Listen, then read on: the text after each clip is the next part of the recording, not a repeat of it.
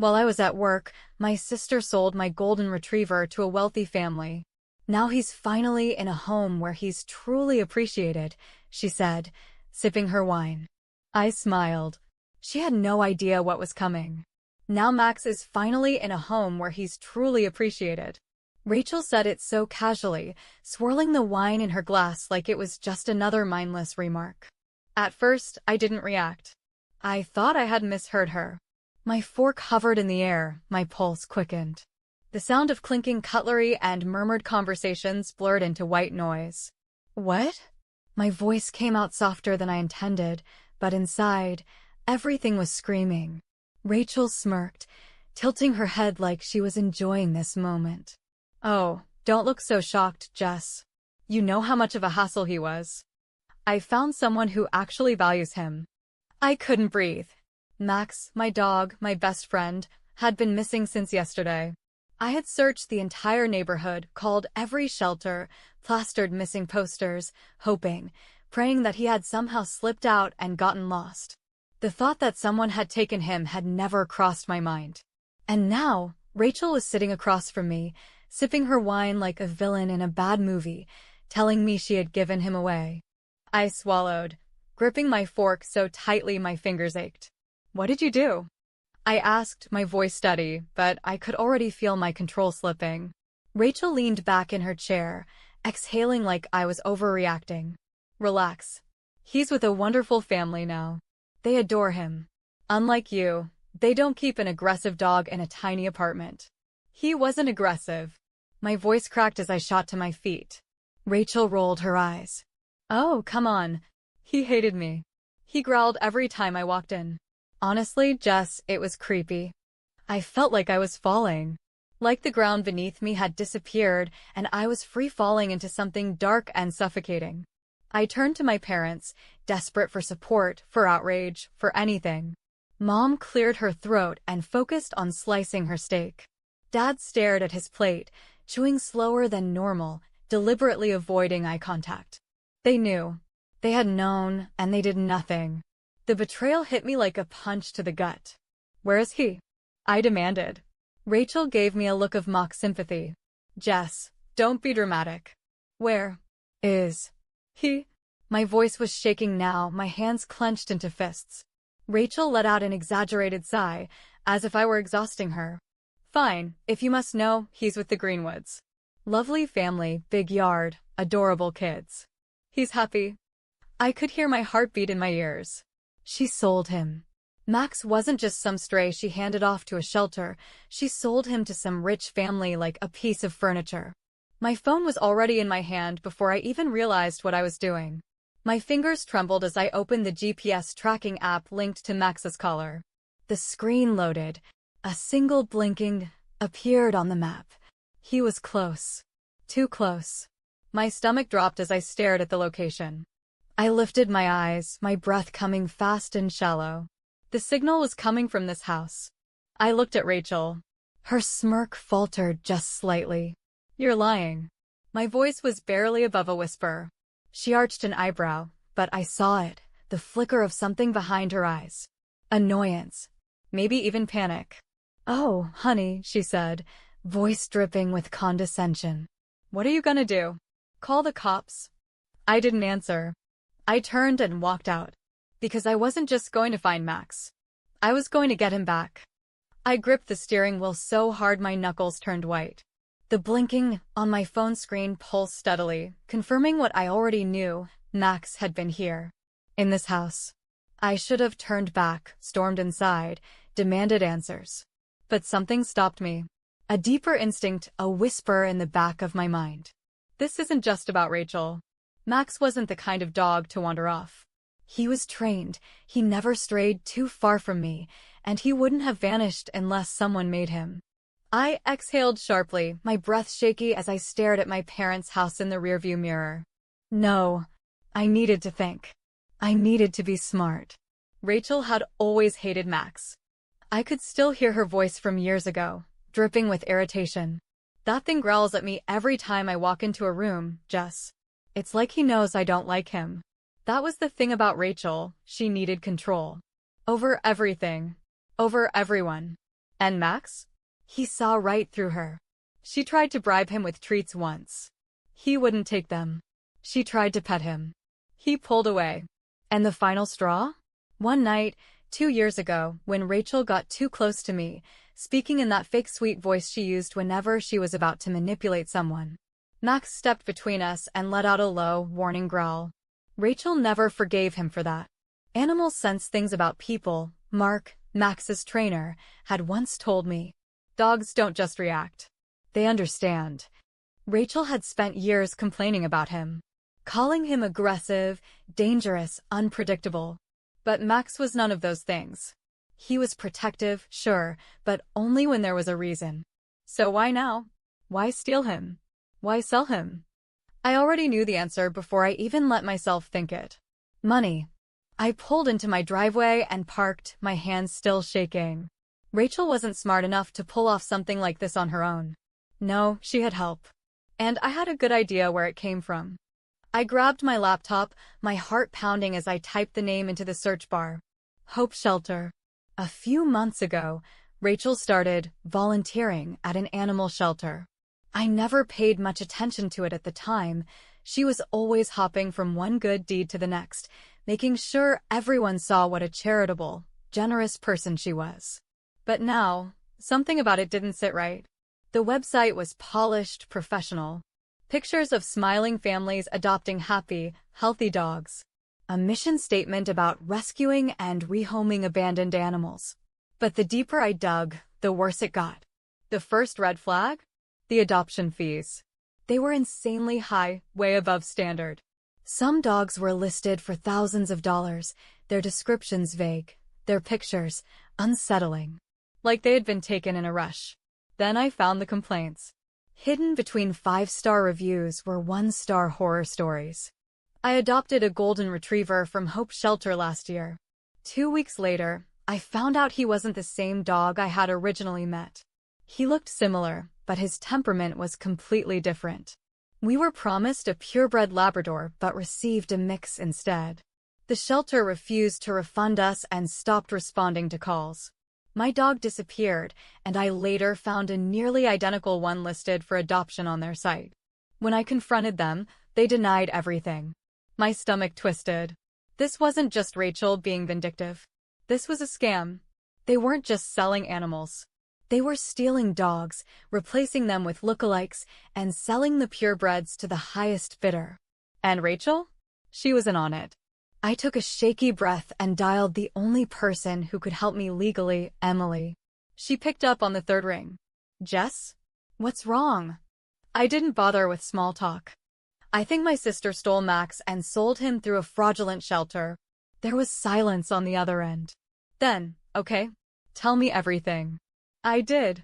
I told her about Rachel's hatred for Max, the missing dog, the GPS tracker, and Hope Shelter's shady adoption history.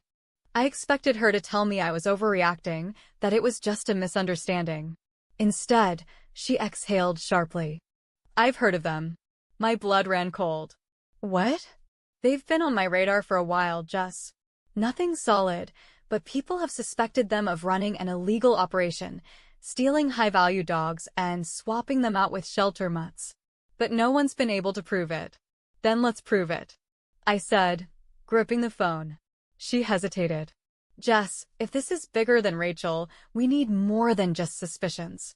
We need evidence. I clenched my jaw. Then let's get some. After hanging up, I knew one thing: I couldn't do this alone. I needed someone who knew dogs. Someone who knew Max. So I called Mark, his trainer. Jess, he answered groggily. It was late. I didn't care. Mark, I need your help. Someone stole Max. Silence. Then, a sharp intake of breath. What do you need me to do? I told him everything, and by the time I was done, his voice was dead serious. Meet me tomorrow morning. We'll figure this out. I hung up and stared at my screen. Max was out there. Rachel was involved in something bigger, darker than just sibling rivalry. And I was going to bring it all crashing down. No matter what it took. The Greenwood estate was bigger than I expected. A tall, black iron gate blocked the entrance, lined with neatly trimmed hedges. Beyond it, A sprawling two-story house loomed in the distance, its massive windows glowing with warm light. It looked like the kind of place you'd see in a magazine, perfect, pristine, untouchable. But somewhere inside, Max was here. I gripped my phone, my heartbeat drumming in my ears as I checked the GPS tracker one last time. The blinking dot was still there. "This is it," I murmured, turning to Mark, who sat in the passenger seat. His expression was grim, his jaw tight. "I still can't believe she did this," he muttered. "Selling your own sister's dog? Who the hell does that?" "Rachel," I spat. Mark exhaled sharply, shaking his head. "All right. You ready?" I nodded, then glanced behind us where Emily's car was parked. She had insisted on coming in case things turned legal, which they likely would. And right next to her, the unmarked police vehicle. Officer Grant, a local cop Emily knew, was inside. We didn't have an arrest warrant, not yet, but we had enough. Enough complaints against Hope Shelter, enough reports of missing dogs, and now, evidence that at least one stolen pet was sitting behind that gate. "If we don't get in, we're going to need a court order," Emily had warned earlier. "But if they let us inside willingly, we might not need one." That was the plan. Get inside, confirm Max is there, and force their hand. I took a deep breath and stepped out of the car. Face to face with the Greenwoods. A man in his mid-40s opened the front door before I even had a chance to knock. He was tall, broad-shouldered, and dressed in a crisp button-down like he had just stepped out of a business meeting. His eyes flicked between me and Mark, then landed on Emily and Officer Grant standing by the cars. His frown deepened. "Can I help you?" I lifted my chin. "My name is Jessica Carter. My dog, Max, was stolen from me and sold to your family under false pretenses." A woman appeared behind him, blonde, elegant, rich. Her brows knitted in concern as she placed a hand on his arm. "I'm sorry, but there must be some mistake," she said smoothly. "We adopted our dog legally through Hope Shelter. That dog is mine." My voice was ice. The man stiffened. "That's a serious accusation." "So is fraud and theft," Emily cut in, stepping forward. "We have reason to believe that Hope Shelter has been involved in multiple cases of stolen pets. Jessica has proof that her dog is here." The man's frown deepened, but the woman, she looked uneasy. She hesitated for a fraction of a second. That was all I needed. "Let me see him," I demanded. The woman bit her lip, glancing toward the hallway. Then I heard it. A faint scratching sound. My heart lurched. I knew that sound. I had heard it 100 times before, Max scratching at a door when he wanted to be let out. "Mom?" A small voice came from behind them. A boy, maybe 6 years old, rolled his wheelchair into view, his hands gripping the wheels as he maneuvered closer. He was pale, his brown hair slightly messy, and his face lit up with pure joy when he saw me. "Not me. Max." He came barreling through the hallway, his black and tan fur a blur as he ran straight toward me. For a split second, I couldn't breathe. Then he was on me, his paws against my chest, his body trembling, his tail wagging so hard I thought he might fall over. His tongue covered my face, desperate, frantic, like he was afraid I wasn't real. "Max," I choked out, wrapping my arms around him. I felt his whole body shaking against mine. "That's impossible," the man muttered behind me. "No, Dad," the boy whispered. "She's telling the truth." Max knew her. The silence was suffocating. I kept my arms around Max, feeling his heartbeat against mine. Then I heard it. A soft sniffle. I turned my head and saw the boy, his face crumpled, his hands gripping the wheels of his chair so tight his knuckles turned white. "You're taking him away?" he asked, his voice barely above a whisper. My stomach twisted into knots. I had fought so hard to find Max. Had spent nights searching, crying, raging at the injustice of it all. But now, standing here, I realized something else. Max had saved me 1,000 times over. And now he had saved someone else. I glanced at Emily, then at Officer Grant. They were both waiting for my decision. I swallowed hard and looked at the boy. "What's your name?" I asked gently. "Jake," he whispered. "Jake. Max is my best friend." My throat tightened, but I force myself to keep talking. But I can see he's yours too. Jake nodded, his lower lip trembling. I took a slow breath. I won't take him from you, I said finally. But I will make this right. Jake blinked up at me. How? I looked at his parents. You were scammed, I told them. You paid for a stolen dog. But I don't blame you for that. You didn't know. I exhaled. I can help you find another companion for Jake, one who needs a home. I felt Max shift in my arms. Then, slowly, he stepped back. For the first time, he turned, his big brown eyes moving from me to Jake. And then, just as quickly, he went to him. He placed his head gently on the boy's lap, his tail wagging, his body lowering into a calm, steady sit. Jake wiped his eyes and smiled. My vision blurred. I nodded once, swallowing the lump in my throat. We're gonna fix this, I said, my voice thick. I promise. Max was safe. But this wasn't over. As I watched him nuzzle against Jake, I felt a strange mix of emotions, relief, sadness, anger. Max was mine, but he had also become something more. He had saved this boy in ways I couldn't ignore. But Rachel? She wasn't getting away with this. I turned to Emily. We're shutting Hope Shelter down. Her expression was unreadable for a moment, but then she nodded.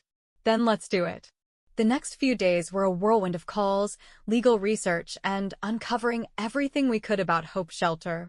Emily had her contacts in law enforcement dig into the organization's financials, and what she found was worse than we thought. Dozens of high-value dogs listed as rescued, but their previous owners had reported them missing. Massive adoption fees charged for rehomed purebreds, while their lookalikes were dumped into overpopulated shelters. Fake veterinary records to cover up the swaps. And at the center of it all? Rachel. She had been directly involved in several of these fraudulent adoptions. Her name was all over financial records, email correspondence, and even social media posts from happy new owners thanking her for finding them the perfect dog. I felt sick. Mark had also been working behind the scenes, talking to other trainers and pet owners who had lost dogs under suspicious circumstances. The stories all lined up. Hope Shelter was running a full-scale operation, profiting off stolen dogs and getting away with it. Not anymore. Rachel didn't know what was coming. When I showed up at her apartment, she answered the door in her usual effortless way, casually smug, like she was above everyone else. Jess, she sighed, crossing her arms. Look, I know you're upset about the whole dog thing, but... I held up my phone and pressed play. A recorded phone call between a victim and Hope Shelter's receptionist, where they admitted to swapping dogs. Rachel paled. What is that? Proof, I said coldly. She tried to laugh. Oh, come on, Jess. You're not actually serious. I pulled out a thick folder of legal documents. Emily is filing a class action lawsuit against Hope Shelter. Turns out you've been scamming people for years. Rachel's smirk twitched. You wouldn't, she whispered. I already did. Her face contorted into something ugly. You think you're some kind of hero? You don't understand how the world works, Jess. These people, you think they actually cared about their dogs? Half of them probably neglected them. We gave them better homes. I took a slow breath, holding back my rage. You stole from families. You lied. And now? You're going to face the consequences. For the first time, I saw something I had never seen in Rachel before. Fear. By the end of the week, Hope Shelter was under investigation. Authorities raided the facility. Many of the dogs inside were unchipped lookalikes, swaps for stolen pets that had been sold to wealthy buyers. Several victims came forward, including families who had unknowingly adopted stolen dogs.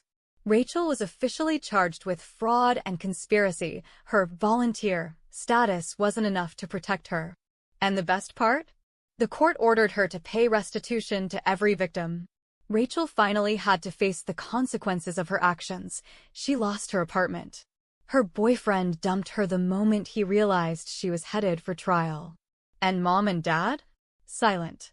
For the first time, they couldn't protect her. They couldn't excuse this. Rachel had finally destroyed herself. With Hope Shelter shut down, I had one last promise to keep. A week after the raid, I drove back to the Greenwoods house with Mark. This time, I wasn't here to take Max back. I was here to give them something else. As I walked up the driveway, Jake rolled his wheelchair toward me, his eyes filled with uncertainty. "You really found one?" he asked quietly. I smiled and stepped aside. Behind me, a golden retriever with warm brown eyes trotted forward, wagging his tail. "Jake, meet Charlie." Jake's face lit up. The retriever padded over and immediately pressed his head into Jake's lap, letting out a soft sigh. Jake looked up at me, his eyes wide. "He's perfect. He needs a home," I said softly. "And I think he already loves you." Jake beamed. I turned, and for the first time, I let go of Max. I wasn't losing him. I was giving him what he had given me, a second chance. The morning air was crisp, the sky painted in soft hues of pink and gold. As I stepped outside, Max trotted beside me, his tail wagging, his body lighter, as if he knew it was finally over. It had been a month since Hope Shelter was shut down. A month since Rachel's world crumbled. I hadn't spoken to her since that last confrontation, but I had heard enough. She was drowning in legal battles, buried under fines and lawsuits. Community service, a destroyed reputation, financial ruin, all of it had come crashing down on her. And Mom and Dad? They never called. They had spent years defending Rachel, covering for her, making excuses. But now, with no way to fix her mess, they had simply let her fall. And honestly, I didn't care. For the first time in years, I didn't feel like I was drowning in their expectations, their judgments, their twisted idea of family. For the first time, I was free. I should have known she wouldn't go down quietly.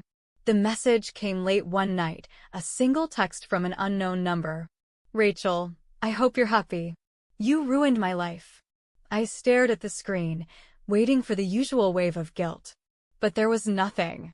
No anger. No sadness. No regret. Just emptiness. I didn't reply. I just blocked the number and moved on. Update. Charlie had settled in with Jake perfectly. I still visited sometimes, just to check in, to see the way Jake's face lit up every time Charlie ran to him, tail wagging, body vibrating with excitement. It was the kind of bond you couldn't fake. Max had been meant for me. Charlie had been meant for Jake. And now we had both found our peace. As I walked down the path with Max beside me, I let out a slow breath, feeling the weight of the past finally lift. I wasn't just the girl who had lost everything anymore. I was the girl who had fought back. And won. Final update. I knew posting about this would bring strong opinions, but I wasn't prepared for this. The comments flooded in overnight, thousands of them. Some people supported me, but plenty didn't. I scrolled through, my heart pounding. "So you ruined your sister's life over a dog? Seriously? At the end of the day, she's your family. I can't believe you'd turn against her like that. Hope your dog keeps you warm when you're old and alone." There were so many ways to handle this that didn't involve making things worse. You could have talked it out. But instead, you chose to go to extremes. That's on you. "So you love a dog more than your own sister?" That one stung. I clenched my jaw, staring at the screen, my fingers hovering over the keyboard. Then I started typing. My response. Do I love a dog more than my sister? Yes, because Max is my family.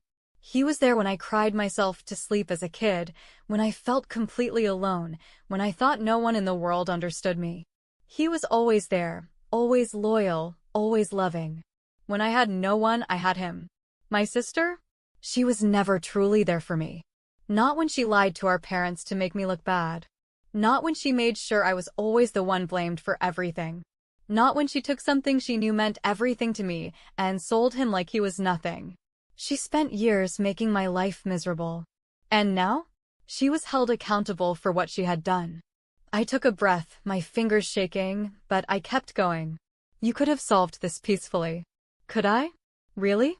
How exactly was I supposed to reason with someone who stole from me? Who looked me in the eye and laughed, acting like I was crazy for caring? If I had just let it go, more dogs would have been stolen. More families would have been lied to.